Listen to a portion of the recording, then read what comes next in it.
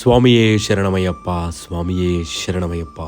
41 రోజులు మాల వేసుకొని ఎంతో నియమనిష్టలతో పూజలు చేసుకొని నేడు చివరి రోజు 41 రోజుల తర్వాత ఎంతో ఇష్టమైన ఇరుముడిని నెయ్యిని టెంకాయలో పోసుకొని ఆ స్వామివారికి సమర్పించడానికై శబరిమల బయలుదేరాము. ఈసారి శబరిమల ట్రైన్లో వెళ్ళాలని అనుకొని మొదటిసారి ట్రైన్ ఎక్కి వెళ్తున్నాము. ఈ ట్రైన్లో వెళ్తుంటే చెప్పలేని ఎంటర్టైన్మెంట్ అండి. ఎందుకంటే మాతో పాటు చాలామంది స్వాములు కూడా వచ్చారు. తెలిసిన స్వాములు రావడంతో కాలక్షేపం చాలా సులభంగా జరిగింది. అండ్ ఇక్కడ చూస్తుంటే కనుక ఎటు చూసినా పచ్చదనం, పరిశుభ్రత, పచ్చని చెట్లు, మీకు వాటరు అండ్ స్వచ్ఛమైన గాలి తప్పించి ఇంకా మిగతాది ఏమీ కనిపించట్లేదండి. మాకైతే చల్లటి గాలి ఏదో స్వాగతం పలుకుతున్నట్టుగా ఉంది. ఈ ప్రయాణంలో భాగంగా మొదట చోటానిక్కర భగవతి అమ్మవారిని దర్శించుకొని ఇంకా ఎరిమేలి నుంచి ఈ ఆకారంలో పాదయాత్ర అనేది మొదలు పెట్టాము. రాత్రి 8-9 అవుతుంది. ఆ సమయంలో మేము స్టార్ట్ చేస్తాము. అప్పటి నుంచి స్టార్ట్ చేస్తే తెల్లారి వరకు ఇట్లా నడుచుకుంటూ పోతూనే ఉన్నాము.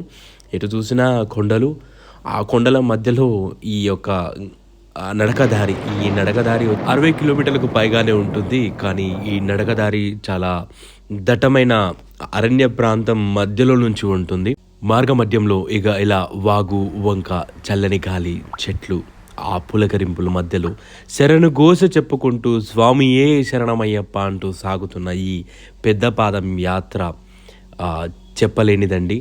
ఎందుకంటే కనుక అదొక మంచి అనుభూతి. కొండలు ఎక్కి దిగి అలసి సొలసి సాగుతున్న ప్రయాణం ఇది. ఫైనల్గా అయితే ప్రయాణం ముగిసి కన్నెమూల గణపతి దగ్గరికి రావడం జరిగింది. ఆ మహాగణపతి దర్శనం తర్వాత ఇలా ముందుకు సాగడం జరుగుతుంది. ఇక్కడి నుంచే దీన్ని చిన్న పాదంగా పేరు పొందింది. చిన్న పాదం అంటే మెట్ల మార్గం మధ్యలో ఇలా నడుచుకుంటూ స్వామివారి దగ్గరికి వెళ్ళడం జరుగుతుందండి. ఇక్కడ నుంచి కూడా ప్రయాణం మొదలు పెట్టాము. ఫైనల్గా వచ్చేసి ఆ హరిహర సుతుని చూడటానికి ఇలా క్యూ లైన్లో వెయిట్ చేయాల్సి ఉంటుంది.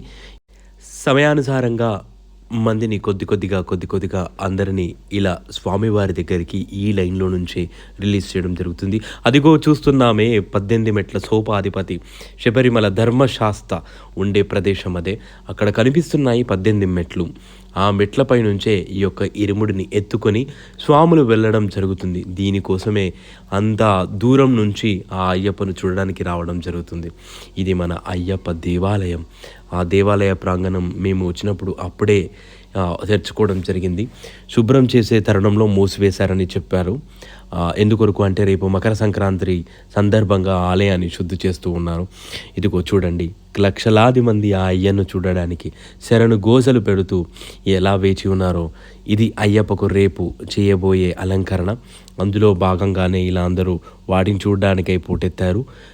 ఫైనల్గా అయితే దర్శనం అనేది కంప్లీట్ అయిపోయింది. ఇది 12వ ఏట దర్శనం జరిగిన తర్వాత డాక్టర్ కమల్ గారు ఇలా బాదం మిల్క్ అనేది తాగించడం జరిగింది. దర్శనం తర్వాత ఆ అయ్యప్ప స్వామి ఆభరణాల ఊరేగింపు చూడడానికై ఇలా రావడం జరిగింది. ఈ ఆభరణాలు పందల రాజ్యం నుంచి ఈ మకర సంక్రాంతికి స్వామివారికి అలంకరించడానికి వీళ్ళు పాదయాత్రలో వాటిని మోసుకుంటూ ఇలా కొండపైకి తీసుకురావడం జరిగింది. అదిగో చూస్తున్నాము, అవే ఆభరణాలు, అయ్యప్ప స్వామికి అలంకరించే ఆభరణాలు అయితే అయిపోయినాయి. ఇక మకర జ్యోతి దర్శనానికై ఇలా పడిగాపలుగా వస్తున్నాము రోడ్డు మీద. కండ్లు కాయలు కొడుతున్నా కూడా చూడాలనే ఒక తపనతోటి ఇలా రోడ్డు పైన అందరం కూర్చొని ఉన్నాము. ఆ అయ్యప్ప స్వామి కనిపిస్తాడు జ్యోతి రూపంలో అని. దివ్యజ్యోతి దర్శనం తర్వాత ఇలా ఇంటికి తిరుగు ప్రయాణం చేయడం జరుగుతుంది.